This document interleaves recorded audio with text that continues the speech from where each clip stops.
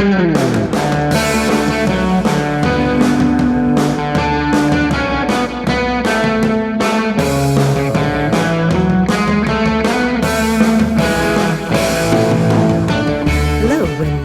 the How to Live in Denmark podcast. I'm Kaysander Mellish. It's spring in Denmark, and spring is by far my favorite season here.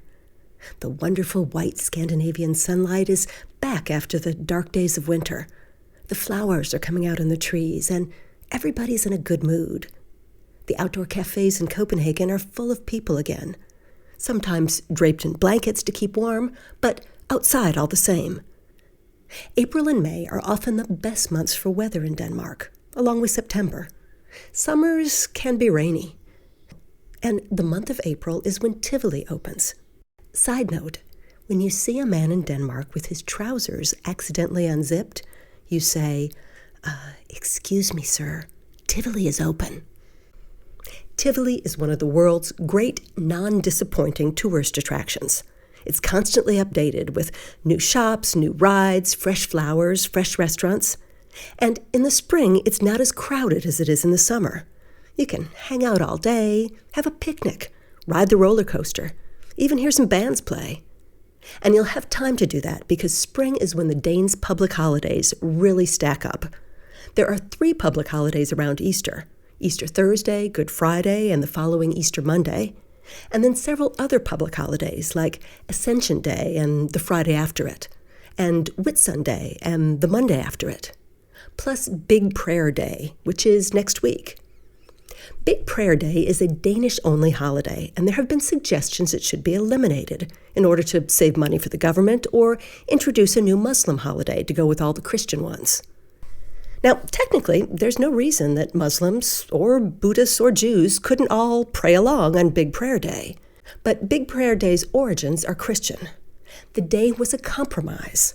In the olden days, all sorts of guilds were laying down their tools for their own prayer days at inconvenient times. So it was decided to roll all the individual guild prayer days into one Big Prayer Day. Now, Big Prayer Day has its own traditions. For example, you're supposed to take a walk on Big Prayer Day. At one point, it was a walk around the Copenhagen city ramparts, but those are gone now, and now it's just a walk anywhere. And Big Prayer Day has a special food known as hot wheat buns. Now, originally, bakers were closed on Big Prayer Day, so you'd get your wheat buns the night before and then heat them up on the day. Traditions like this are now mostly observed by Danish fundamentalists. Anyway, when I first came to Denmark, I arrived right before all these big holidays, and I didn't know anyone. I was living in a hotel, and I thought, what do people do with all these holidays? Now I know. You take a walk, or a bike trip. You go to Tivoli. You go to your Danish summer house. Or, if you're 14 years old, you get confirmed. Spring is also confirmation season in Denmark. In the Christian religion, confirmation is when you take responsibility as an adult within the church. So thousands of Danish teenagers, having spent the winter learning the names of Old Testament prophets and Jesus' 12 disciples, are ready for confirmation in the spring.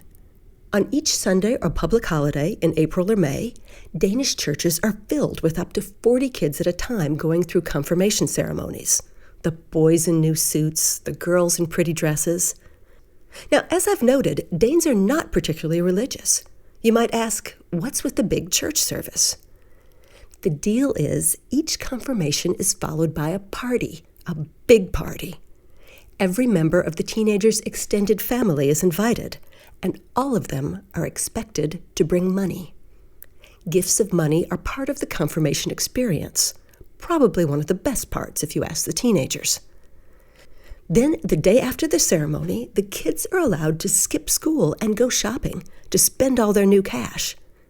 This is called Blue Monday, and it's an accepted indulgence and a great driver of the Danish economy. Shopping malls order extra clothes and electronics for the big wave of teenage shoppers. I've even seen some local tourist boards offer Blue Monday package trips for confirmation kids from the countryside. Of course, the confirmation service also has some advantages for the Danish church. It gets potential worshipers through the door right before they're 18, which is when they often decide whether or not to pay church tax. As spring fades into summer, another familiar sight appears in the streets of Denmark. Slightly older teenagers wearing distinctive white canvas caps. These kids are now officially students in the Danish phraseology. That means they've finished their secondary education. The different colors of cap or ribbon on the cap indicate what type of education has been completed. Bordeaux color for an academic gymnasium, royal blue for a business school, dark blue for a technical school. Each school of students rents a giant open-back truck and drives around town to every single classmate's home, singing, screaming, honking horns. If you're taking a Saturday afternoon nap, a truck of students driving by will wake you up. Students have a drink at each stop, so by the end of the day, they're pretty much falling off the truck. In my country, the United States, the liabilities lawyers would be all over this. One drunk kid would fall off the truck, sue the school, and the tradition would be ended forever. But this is Denmark, and spring traditions live on.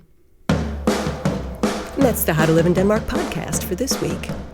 If you're going to be in Copenhagen on May 2nd, we have a free event planned at the Made in Denmark store at Rollercoaster 6, which is right off of Strøget. We will be doing the top 10 mistakes foreigners make in Denmark. Go leave a comment about your spring traditions at howtolivein.denmark.com or follow us on Facebook at How to Live in Denmark or on Twitter at HowToLiveInDK. You can buy the How to Live in Denmark book on Amazon or Saxo.com. See you next time.